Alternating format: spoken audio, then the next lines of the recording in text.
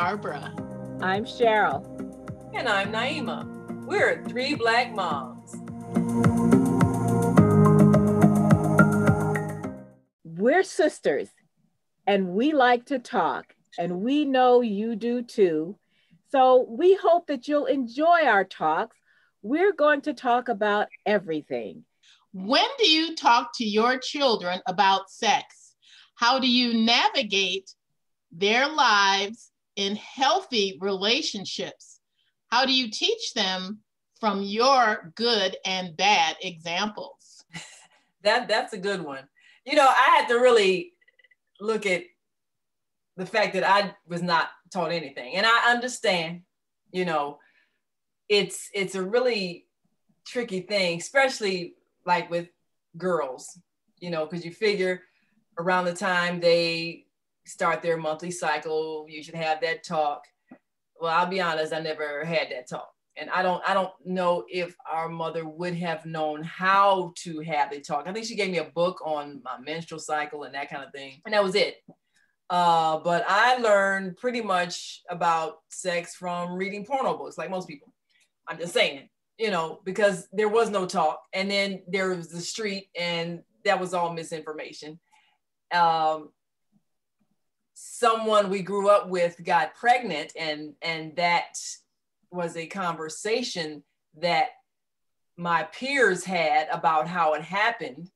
And of course, being dumb as we were, we knew nothing. But what I realized is that I needed to have a conversation with my child early on.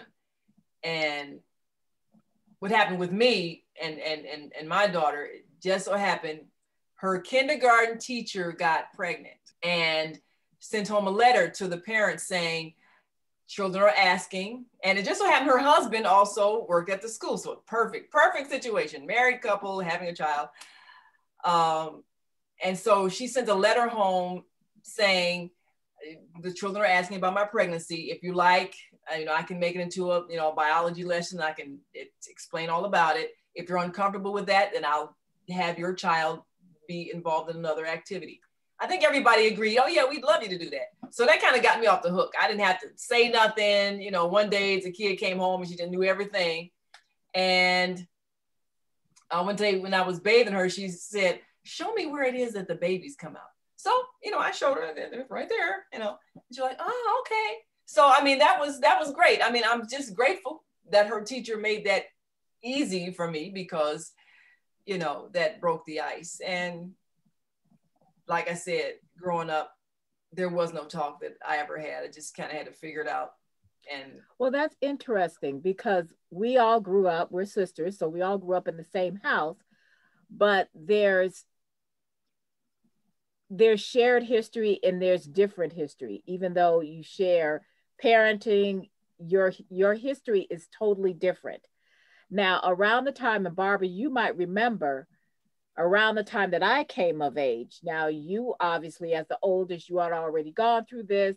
I remember Mama taking me in the room and telling me about, you know, menstruation, and showing me what happened. I can remember when I first got my period, you know, going and waking her up. She was on the couch and telling her, you know, I got my period, but I probably had gotten it for 2 or 3 days before then.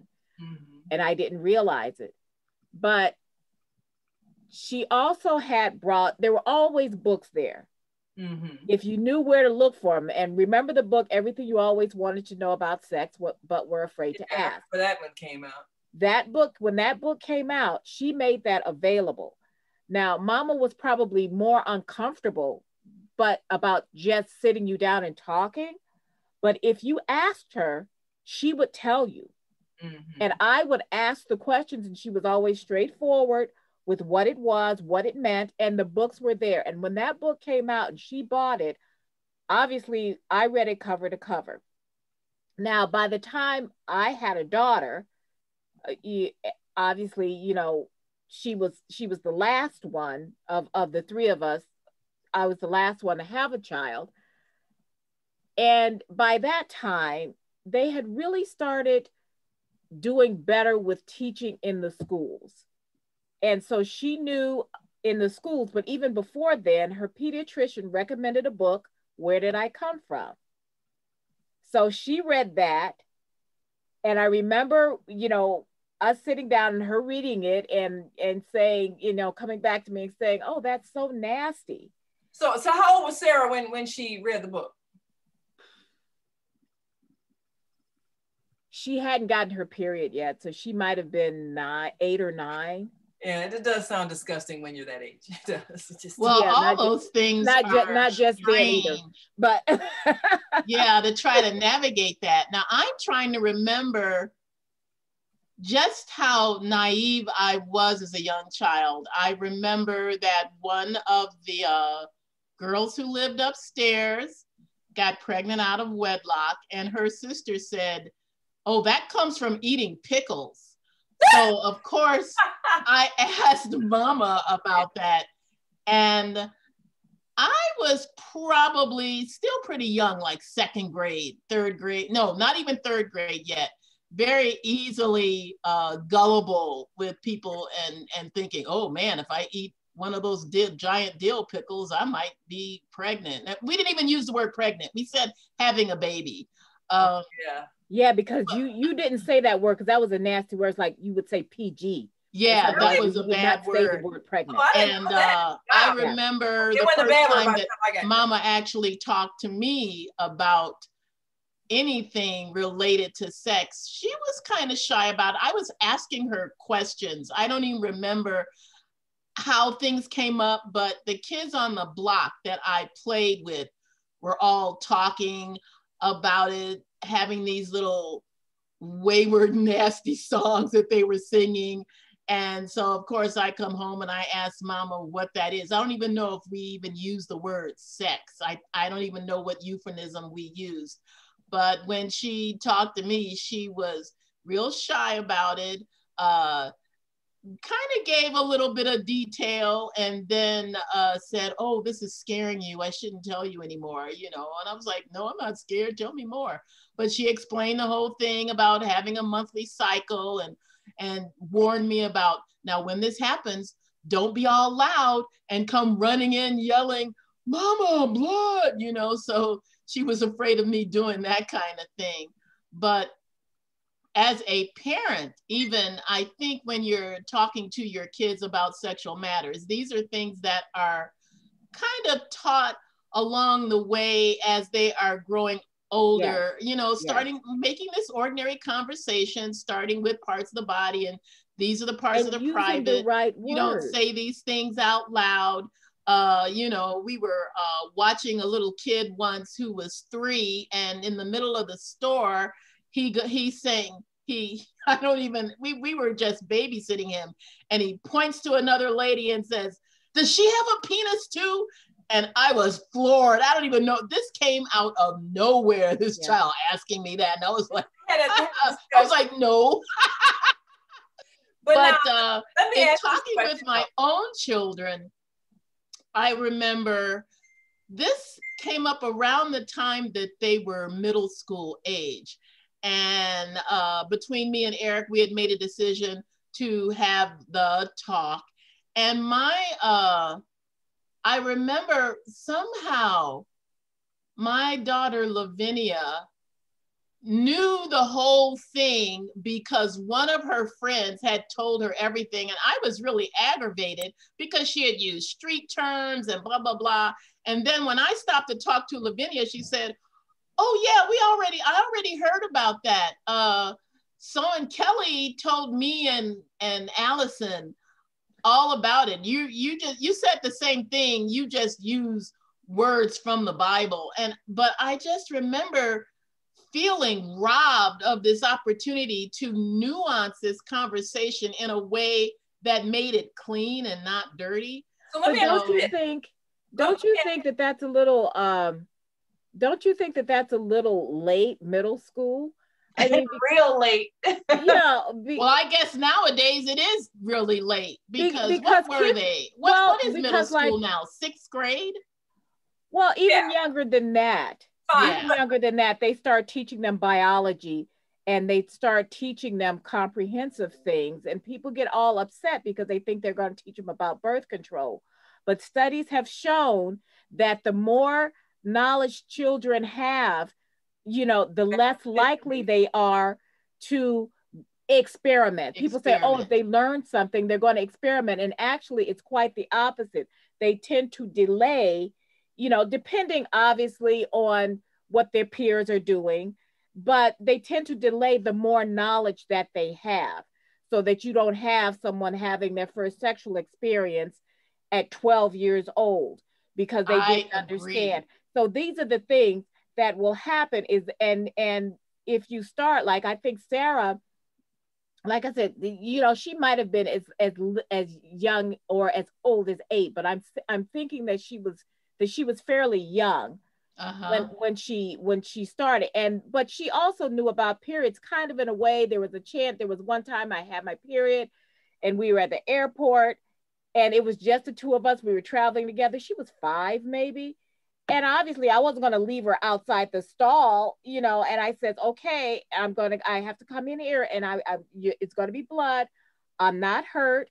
And I had to explain to her what was going on as I changed my tampon because, we were in a stall and she was too young for me to say, wait out here, and that was uncomfortable for me in one sense, but it opened the door so that I could explain things to her. And I definitely didn't always get it right, and there are certain things I would have done differently if I had it to do all over again. I would have, and I'm going to move this conversation in a different direction, I would have talked to her more about celebrating her body, and having that body autonomy, and not feeling the pressure to do something that she wasn't ready for until she was ready.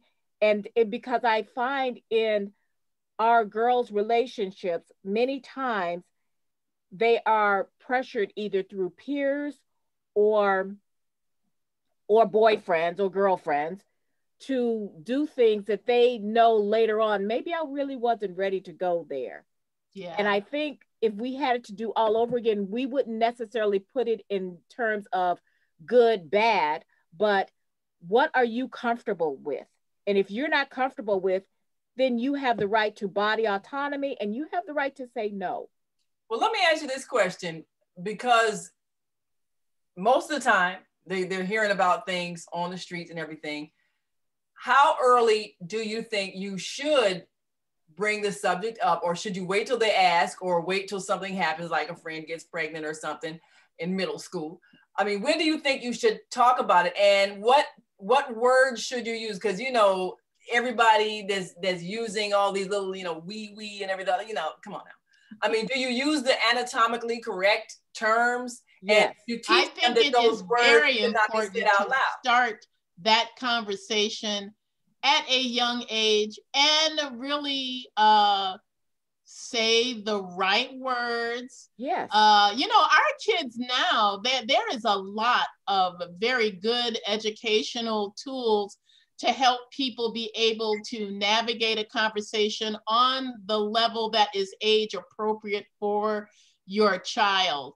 And I remember at the time that our kids were a little bit older, I remember giving Lavinia a book called Every Young Woman's Battle that covered the entire spectrum.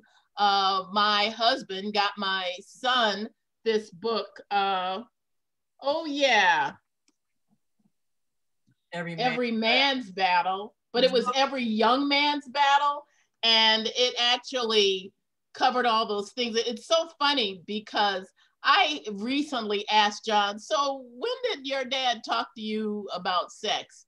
And he said, well, I remember the conversation coming up at a time when we had gotten a computer and he was wanting me to stay away from pornography. He said what he did was took him to the back of the computer, pulled the plugs out, and then told him what the male and female plugs were, and how the male plug goes in the female, and the female plug goes here. And he said, it was really kind of funny, but he said he really learned more about sexual matters from his youth group in church. He said that his dad never really sat down and had this real talk, but there would be comments here and there about staying away from certain sites online, having, you know, your thought life pure. But I found that to be very interesting myself.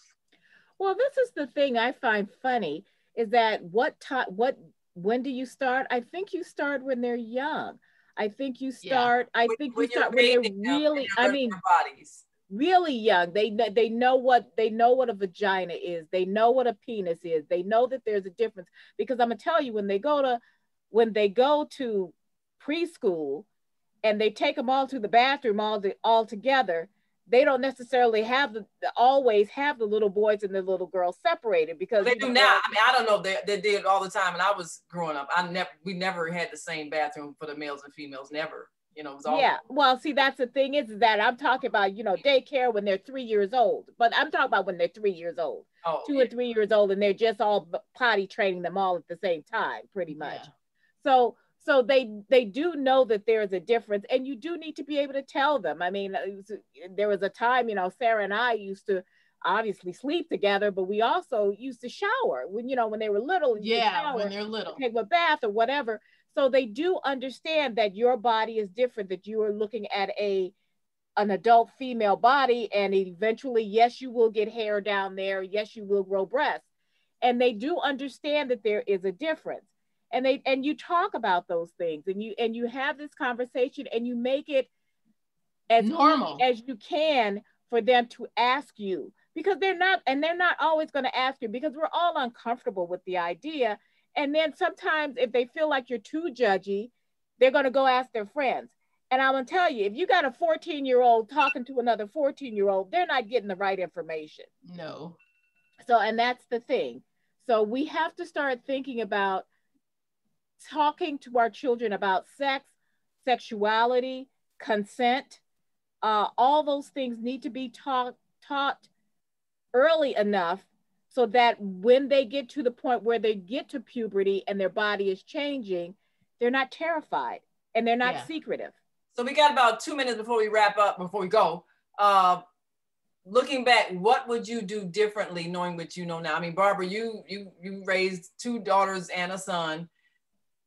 You know, based on what you know now, what would you have done differently in introducing sex to them? I don't know if there are a lot of things I would have done differently. I think, well, the fact that I feel that my opportunity to talk to my oldest daughter about the importance of sexual matters, having that been usurped from me by one of her blabby mouth friends, I think I would have started earlier. Yeah. And I just gotta say, Barbara, you gotta let it go. Yeah, I mean, she knows about it now. I mean, she's married, you know. Let it go. It's okay. Let it go. Yeah. I think I would have been more, by the time she got to be a teenager, I would have said to her, listen, you're going to have relationships, and you just need to know that you have the right to say no and feel okay with it, and that you can't let your friends' sexual experiences color your decisions. Because I think a lot of times they used to say that if a girl's best friend got pregnant, within a year she would get pregnant. And I think that there's something to that. And I think that if I had it to do all over again, I would have talked to her and said, you know, if you're ready, that's fine, but you need to make sure that you're ready. And if you're not ready, that's fine too. But you need to have these choices, and don't let anyone make them for you. That sounds like that would be a really good subject to further about how do you help your son or daughter navigate healthy relationships? How do you help them avoid pitfalls? I'd like to talk about that next time. Let's talk about that next time, because we definitely, now that we have raised our children to adulthood, we can look back and see some ways that we might have done things differently to help them. So, and I think what I would have done, I would have probably talked more about the emotional aspects of a relationship as opposed to the judgment kind of, you know, sex is bad type of thing, because that really is not a healthy way to approach the subject. And it needs to be something that is joyful, anticipated, and not fearful. And again, you know, a daughter, particularly, knowing that she has the power over her own body, but she doesn't have to be paranoid about it or pressured. And I think that can help her feel good about her sexuality, especially not making it sound like it's something to be afraid of. So we'll talk about that next time. Yeah. And of course, this is Three Black Moms, and I'm Naima. I'm Barbara. I'm Cheryl. You can find me on Twitter at CC Tap Dancer, also on Instagram at CC Tap Dancer. Barbara, where can we find you? You can find me at my blog, Call Me Barbara, and Facebook. And you can find me on Twitter at Naima L. And of course, you can find me on Facebook, Naima Latif, NAIMAHLATIF on Facebook. Please leave your comments and your likes at the space below. And let us know, how did you go about introducing sex to your child, and what age? And what would you do differently? Let us know.